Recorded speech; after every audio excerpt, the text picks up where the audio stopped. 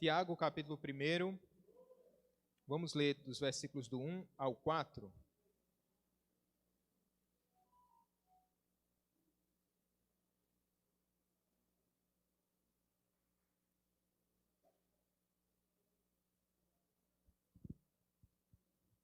Tiago, capítulo 1.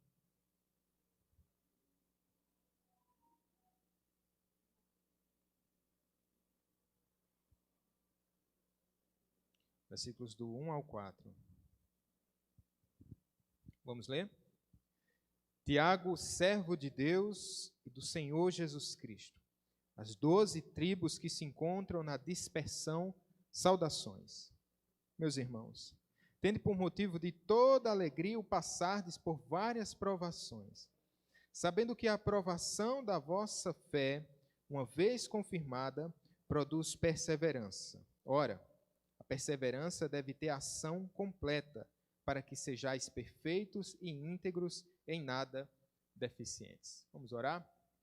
Pai, obrigado por tua palavra, obrigado por essa manhã onde nós desejamos ser instruídos, Senhor, através dessa epístola. Pedimos que a tua boa mão nos conduza, ó Pai, também através desses estudos, ó Altíssimo. Nos dá sabedoria do alto. Precisamos, ó Pai, tanto dessa sabedoria que vem de Ti, Senhor, e do temor que vem do Senhor. Nós oramos pedindo a Tua ajuda e a Tua direção. Em nome de Jesus. Amém. Amém. Meus irmãos, Tiago, ela é uma epístola pequena, no entanto, bastante profunda. É uma epístola que, de certa forma, destoa um pouco das demais epístolas do Novo Testamento. A gente pode perceber que as epístolas paulinas, ela tem um profundo teor teológico, em termos de teologia sistemática, se a gente puder usar essa linguagem.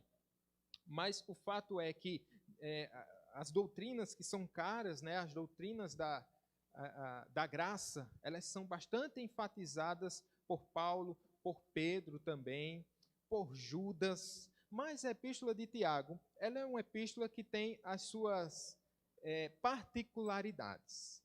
Se nós compararmos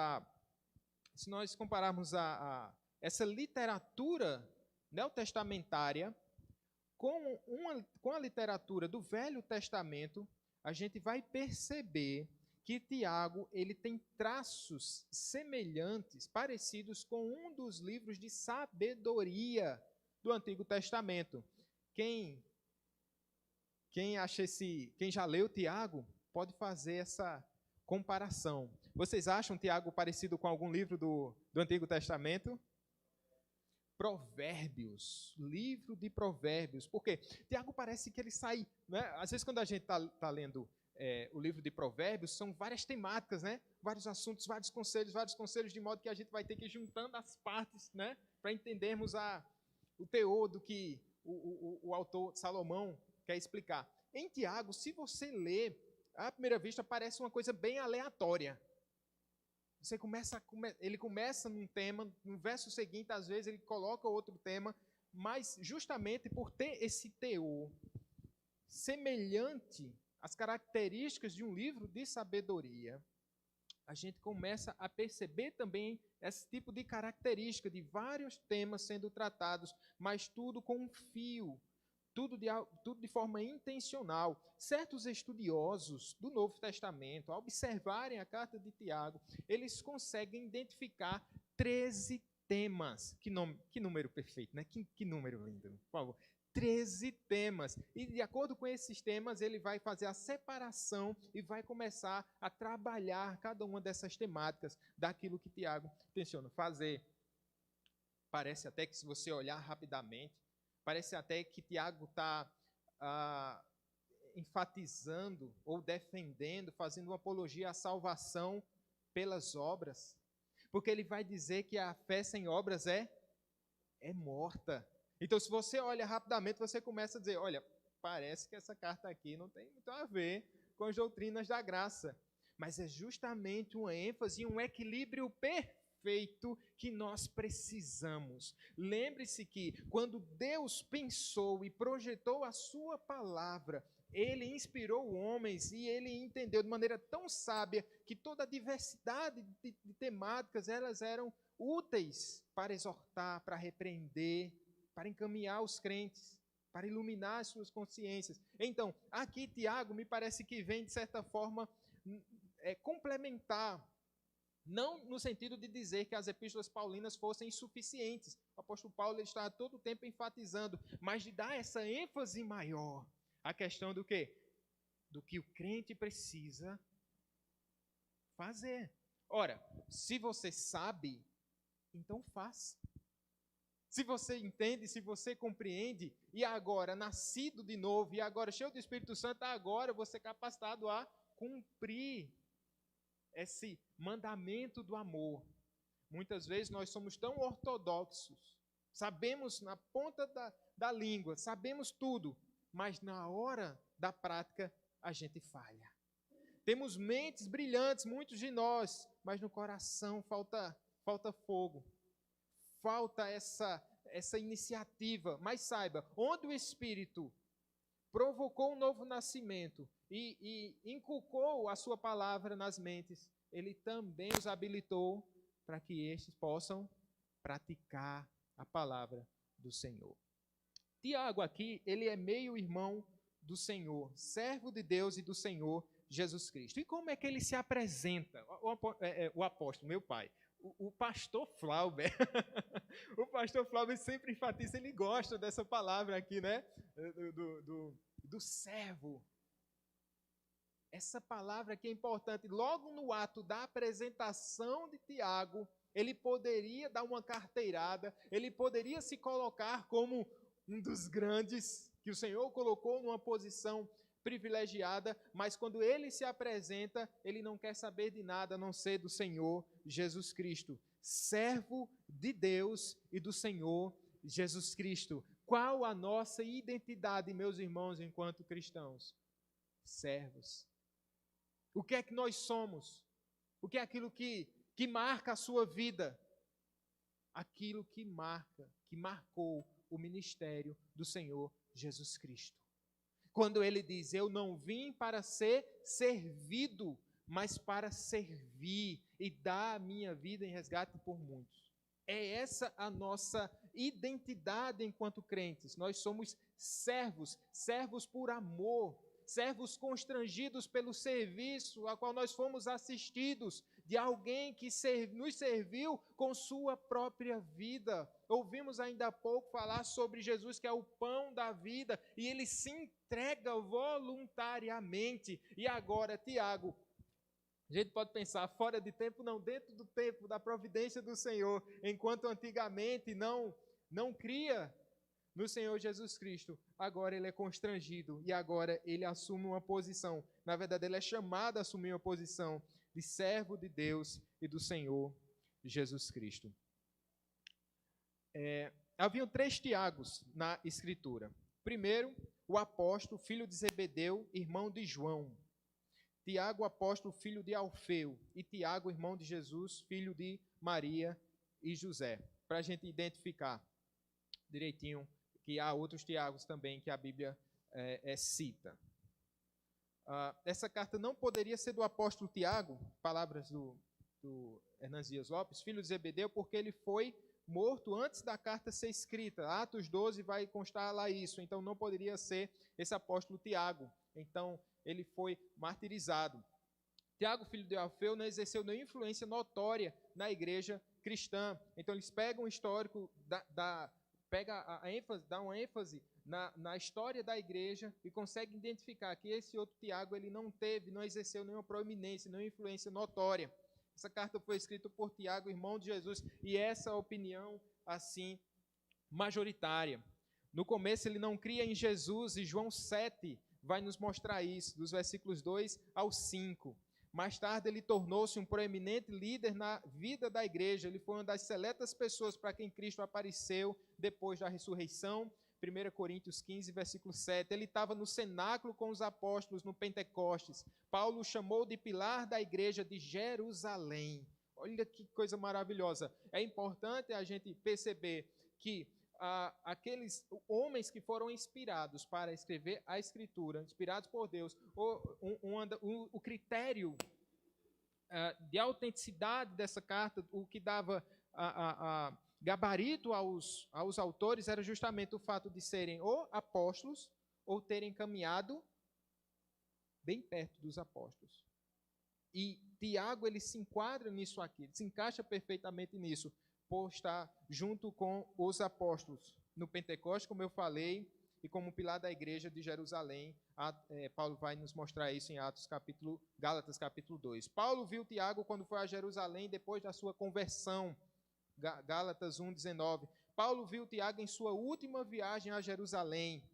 Quando Pedro saiu da prisão, falou para os seus amigos contarem a Tiago. Tiago foi o líder do importante concílio de Jerusalém. Ele foi o líder que você olhar lá em Atos capítulo 15, nesse primeiro concílio da igreja neotestamentária, Tiago estava lá presidindo. Então, não faltam aqui justificativas para mostrar que esse Tiago, ele era um líder proeminente e alguém chamado por Deus para tal função. E agora, como é que esse Tiago aqui, tantas vezes citado, testemunha de tantos momentos extraordinários, como é que esse Tiago agora, que é líder do primeiro concílio de Jerusalém, ele se identifica? Lembremos que a carta de Tiago, ao que parece, ela não tem nenhum auxílio de um amanuense. O que é um amanuense? Era uma espécie de auxiliar. Não é? Paulo se utiliza de um amanuense, alguns dizem porque Paulo tinha problemas de visão, e aí ele recebe esse auxílio. Ao que parece, Tiago, ele não tem auxílio de amanuense, então é ele mesmo escrevendo. E como é que ele se identifica? Se identifica como servo. Como servo. Tem um músico importante na história da igreja, chamado Johann Sebastian Bach. Johann Sebastian Bach, todas as vezes que ele compunha uma música, ele assinava, não com seu nome, mas com 3 letrinhas. Se colocado em português seria SDG. Somente a Deus a glória. Glória somente a Deus. Todo documento, todas as composições de Johann Sebastian Bach estava lá, a sua assinatura. Quem é ele? Eu não. Mas ao Senhor, não a mim, mas ao Senhor toda a glória. Meus irmãos, nunca nos esqueçamos da nossa posição enquanto cristãos. Somos servos. Servos de quem? Primeiramente, servos de Deus, servos do Senhor. Mas o que nos traz o quê? A verdade é que nós somos servos uns dos outros.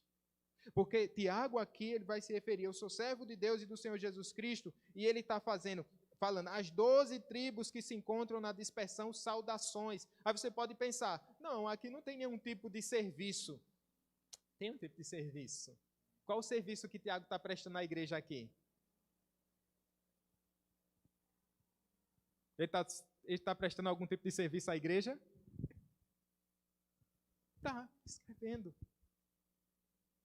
No ato de fazer com que essa carta circulasse entre as igrejas também, você acha que o trabalho dele se resumia somente a isso? Não. Dentro da estrutura da igreja, essas cartas elas eram circulares. E esse justamente é um critério de canonicidade, de reconhecimento que esse era um escrito legítimo, inspirado por Deus. Fazendo só esse adendo, no primeiro século da era cristã, várias cartas circulavam e eram assinadas por autores que não tinham sido inspirados por Deus, mas para que elas ganhassem proeminência, destaque, eles assinavam com o nome de alguém reconhecido, como Tiago, ou com o nome de outro apóstolo. Isso trazia uma certa confusão, tentava trazer uma certa confusão para o meio da igreja. E um dos critérios para que essas cartas elas fossem canônicas, reconhecidas como canônicas, era justamente elas estarem circulando. Então as igrejas elas reconheciam, não, essa carta ela chegou até nós, essa carta chegou até nós. Esse é um dos critérios. Mas veja bem, o texto continua dizendo, as 12 tribos que se encontram na dispersão. Isso pode tratar de 2 pontos, pode ser duas coisas aqui. Tiago pode estar se referindo aos judeus que estavam distantes da terra, estavam espalhados por outras nações, que isso foi algo comum aqui no primeiro século. Vocês lembram da grande perseguição que a igreja sofreu? Se a gente chegar lá em Atos, no capítulo 8 para o capítulo 9, diz que essa igreja ela se dispersou e foi para várias regiões, de modo que só os discípulos, segundo Atos, os discípulos permaneceram em Jerusalém, e os demais, a igreja se espalhou. Aqui Tiago pode estar se referindo aos judeus que estavam longe da terra, como também a todo o povo de Deus. Não só aos judeus, mas todos aqueles que fazem parte do povo de Deus, tanto judeus quanto gentios. Porque, ora, todos nós não estamos em terra estranha? Acaso nós não somos peregrinos em terra estranha? E dentro desse ponto aqui, a gente pode perceber que essa carta, ela é para quem? Era para os irmãos lá do primeiro século, e essa carta também é todos nós. Se você se considera peregrino, se você se considera em terra estranha, essa carta também é para você. Essa carta é para todos nós. É justamente isso aqui. Eles são crentes, mas são perseguidos. E esse é um ponto importante que a gente precisa entender. Eles foram transformados em um povo especial, mas não em um povo isento de aflição. É um povo especial, mas não um povo isento de aflições. Isso aí coloca por terra toda essa doutrina triunfalista que diz assim, olha, creia em Jesus e os seus problemas vão acabar. De toda e qualquer ordem, seja um problema de saúde, seja um problema financeiro, seja um problema familiar. Não dizendo que o Senhor Deus não pode operar maravilhas e pode fazer milagres em toda e qualquer área da nossa vida. Mas essa não é a ênfase do Evangelho. Não é.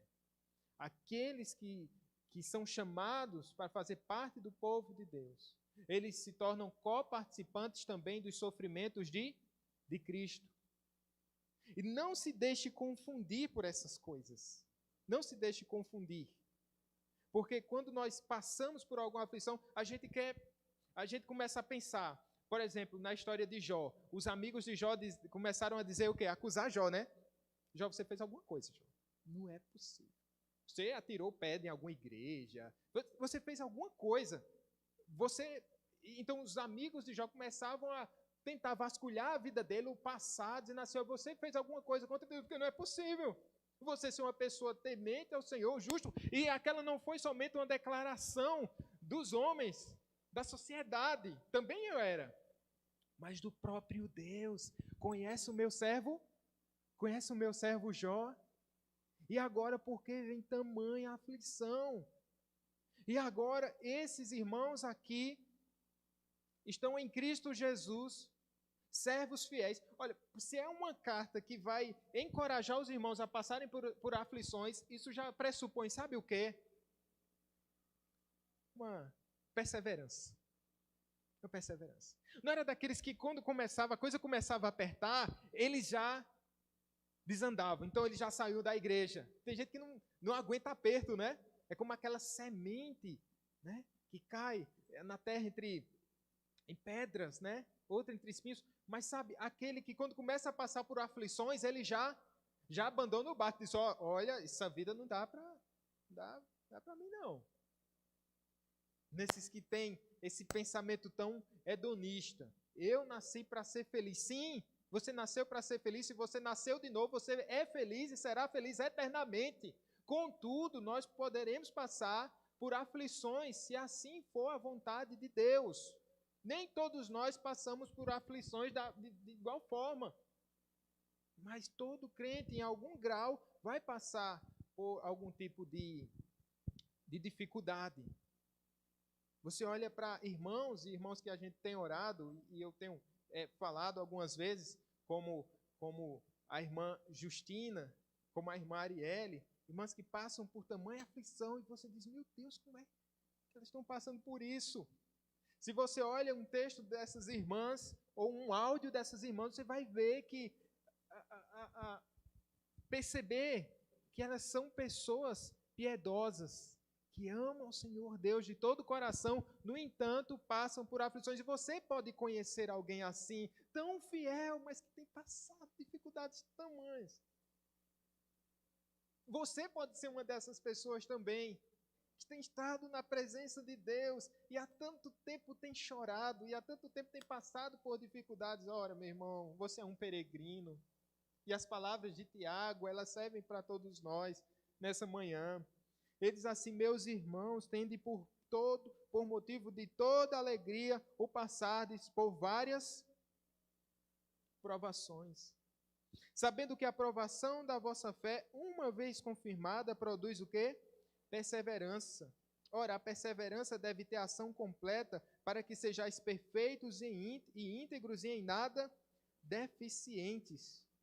Tenham por motivo de toda alegria o passar por várias provações. Não é somente um suportar, porque parece que a nossa tendência é assim: e como é que está a vida, como é que estão as coisas? Eu estou indo. Geralmente a gente fala assim, né?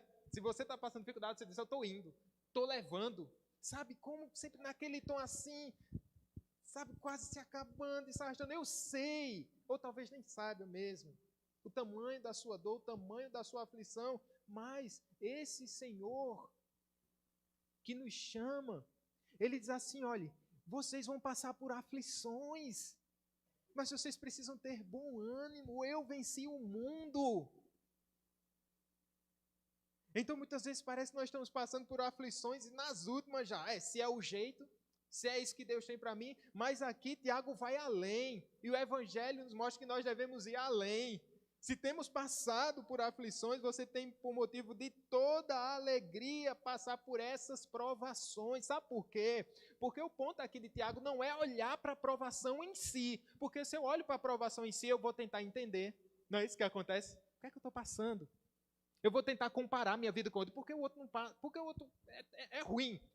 Esse camarada não teme ao Senhor, é um falso crente, e está bem. Você vai começar a olhar para a situação em si. Tiago está mostrando aqui. Você tem por motivo de toda alegria passar por várias provações. Não olhando para a provação, isso é uma espécie de masoquismo. Eu quero sofrer, eu quero sofrer, eu quero sofrer. Mas ele diz, por causa do fruto dessa provação. Me parece que no mistério divino e no seu plano que é tão sábio, tem uma bênção especial. Tem uma pedra de precioso valor que a gente só alcança por meio das muitas provações. Você começa a pensar e se comparar a outro irmão que está passando por aflição e você diz assim: se fosse eu no lugar dele, não aguentaria isso. Eu não suportaria. Quem disse que não? Quem disse que não? O que é que ocorre aqui?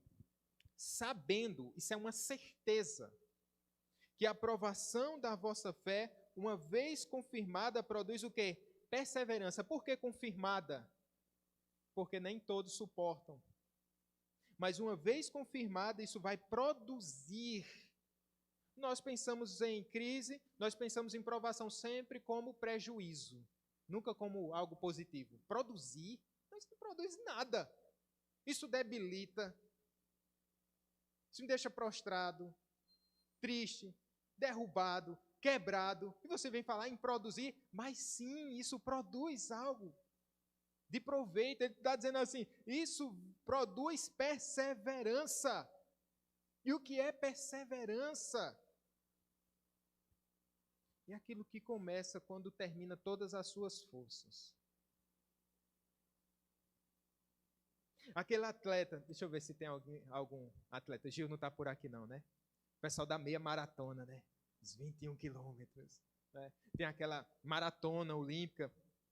Tem uma imagem muito forte da Olimpíada, acho que na década de 80, que um atleta ela já está exaurida ali, sem força nem nada, e ela vai chegando cambaleando, e ela passa da linha e cai. Eu lembro de Ayrton Senna, em uma das suas épicas corridas, quando ele perdeu no seu campo todas as marchas, e ele só ficou com uma marcha, e ele chegou até o fim.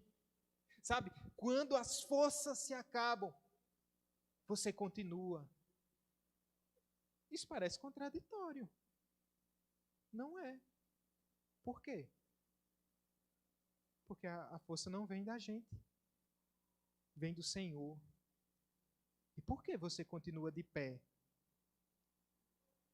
Se você contasse a sua história, talvez a gente caísse em lágrimas aqui. Por que se continua de pé? Porque o Senhor tem nos sustentado. Porque o Senhor prometeu. Essa não é uma promessa humana. Talvez o pastor não consiga lhe acompanhar em todas as suas aflições. Lhe falta o telefonema do amigo chegado. Lhe falta o amparo familiar. Mas o Senhor prometeu estar com você, meu querido irmão. Em meio à provação, em meio à dor, Ele está conosco, Ele está contigo na fornalha de fogo. Ele prometeu, essa é uma promessa que não falha, desse Senhor Jesus que sofreu todas as aflições dessa terra, sendo separado do seu Pai. Ó Senhor, ó Pai, se possível, afaste de mim esse cálice. E o que traz mais peso, tudo traz peso,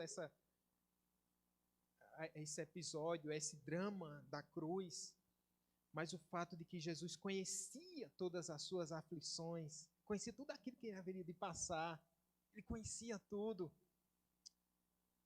mas que não seja feita a minha vontade, Senhor, a tua vontade seja, Senhor. E aqui ele vai dizer, se você passa por várias provações, saiba que ela, se confirmada, vai produzir perseverança. E a pergunta é, como é que eu posso perseverar? Parando de olhar para a circunstância em si, como se você fosse esquecido de Deus. Como se você fosse anátema. Não, mas olhando para o Deus que é bom. O Deus que é sábio. O Deus cujos planos, ele diz, a minha vontade ela é boa, é perfeita, ela é agradável. O Deus que nos ama de maneira profunda e provou esse amor. Se eu olho para a provação, eu caio, mas se eu olho para Deus que é fiel, eu permaneço de pé. Os seus propósitos, eles são bons. Ainda que o sangue, na linguagem nordestina lá de Hebreus, dê no meio da canela, continuo de pé. O Senhor está comigo. Olhando para Deus, eu consigo suportar e eu consigo perseverar. Sabe outra coisa que nos ajuda nesse caminho da perseverança? Olharmos para os nossos irmãos. Às vezes, os irmãos passam por uma aflição tão grande, são tão fiéis, e esses irmãos servem de exemplo de perseverança para os outros. Você nunca gostaria disso, né? Saber, olha, Deus vai fazer você sofrer só para você ser um exemplo para o outro, tá bom? Para que o outro persevere olhando para você. Não, obrigado. Fulaninho é mais fiel. Ô irmão, vem cá. Mas você olha para alguém que persevera e muitas vezes, quando a gente... Como é importante a gente estar congregando. Como é importante a gente fazer parte da vida do outro. Como é importante a gente estar no convívio da igreja, porque é no convívio da igreja onde a gente começa a perceber que a nossa luta, em comparação com a luta do outro, é o quê? A gente começa a dizer, minha luta é quase nada, olhando para a luta que esse irmão tem passado, a provação que esse irmão tem passado. De alguma forma, isso nos encoraja também. O Senhor que nos faz perseverar. E essa promessa dele é uma promessa até o fim. E isso tem reverbera numa doutrina da graça chamada perseverança dos santos. Esse aqui é o Senhor chamou, esse aqui é o Senhor começou essa boa obra, nesses eleitos. O Senhor vai agir de tal maneira que eles vão conseguir suportar e passar por provações e tribulações, mas eles chegarão no último dia, estarão na presença do Deus Todo-Poderoso. Assim como o pastor Flauber, chamei o senhor de apóstolo ainda há pouco, viu? Na edição eu vou pedir para cortar, né, para não ter problema, né? Falando da frase de Russell Shedd, né? Algumas vezes eu tenho citado Russell Shedd, dizendo assim, que são aqueles soldados, né, que estão na frente da batalha, que estão sofrendo recebendo as setas do maligno, estão pelejando, chegarão ao céu. Mesmo feridos, cambaleantes, talvez faltando algum membro. Já contei a vocês da questão do soldado romano, que ele ia para a batalha, e a batalha às vezes tão cruenta, tão sangrenta, que ele ficava cheio de feridas por baixo dessa armadura, e para tirá-la eles sofriam, porque eles estavam grudados às suas feridas, não é? Sabe, meus irmãos, o Senhor prometeu, não prometeu que a batalha ia ser leve, às vezes é na frente da batalha, mas Ele prometeu que nós, e já mostrou, que nós somos mais do que vitoriosos em Cristo Jesus. Olhando não só para a provação, mas olhando para o Deus que é fiel, olhando para o convívio da igreja, a gente consegue encontrar forças. E a gente também, olhando para essa promessa, que não falha, que nós pelejaremos até o final. E aqui, nessa primeira parte, ele diz, ora, a perseverança deve ter ação completa para que sejais perfeitos e íntegros, em nada deficientes. Essa palavra perfeição é tudo que um wesleyano gostaria de ver, né? Tem um movimento metodista wesleyano que eles têm uma doutrina chamada santificação plena, que eles creem que aqui nessa terra o indivíduo ele vai poder chegar num grau tal de santidade que ele vai o quê? Que ele não vai mais pecar. Não é assim, né? Vamos cair, podemos, ainda estamos num processo de quê? De aperfeiçoamento. Mas essa palavra perfeição aqui a gente vai encontrar em Tiago algumas vezes. Perfeitos e íntegros, em nada deficientes. Qual o intuito de Tiago? Impulsionar a igreja. Mostrar o ideal. Mostrar aquilo que nós devemos ser. Mostrar o alvo que nós devemos percorrer.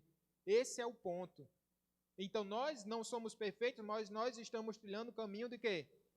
Nós estamos sendo aperfeiçoados. Um crente que deixa de ser aperfeiçoado precisa fazer uma autoanálise. Um crente que deixa de progredir, de crescer na fé, ele precisa parar e observar a sua vida. Porque nós temos um alvo, temos um objetivo. Se alguém está estagnado na fé, eu costumo dizer que não existe crente estagnado. Ou você está avançando, ou você está dando passo para trás. Porque quando você está estagnado, você está dando passos para trás. Você está deixando de crescer. Você está deixando de progredir. Então, tem uma imagem sobre a santificação que é interessante, que ela diz assim, um desses pastores que a gente lê, ele disse assim, olha, sabe o que é santificação? É alguém subindo degraus de uma escada e com um ioiô na mão. É um sobe e desce. Você está seguindo. Você está crescendo. Você está, de degrau em degrau, você está caminhando. Mas o ioiô dá aquela sensação de altos e baixos, altos e baixos. Sim, talvez na nossa vida a gente percebe por alguns momentos, a gente veja que nós estamos subindo e descendo, mas é uma escada crescente. Por quê? Porque Deus tem um objetivo para cumprir em nós. Não somente através de nós, mas sobretudo em nós. E qual é esse projeto de Deus para nós? De sermos semelhantes a quem? Ao homem perfeito. Ao Deus homem perfeito, iguais a Jesus Cristo. Quando você olha, você diz assim, eita, é alto demais o parâmetro. Mas esse é o alvo. E a gente vai crescendo. E a gente nem percebe. Nós precisamos entender, irmãos, que isso faz parte do caminho do sofrimento e da perseverança, faz parte desse propósito de Deus para as nossas vidas. Tá bom? Amém, meus irmãos? Prometi que a nossa aula ia ser curta, mas é quase meio-dia, não é? Vamos ficar de pé, vamos orar. Passa a palavra para o pastor Flauber. A gente vai estar caminhando aí no livro de Tiago nos próximos domingos, se Deus quiser.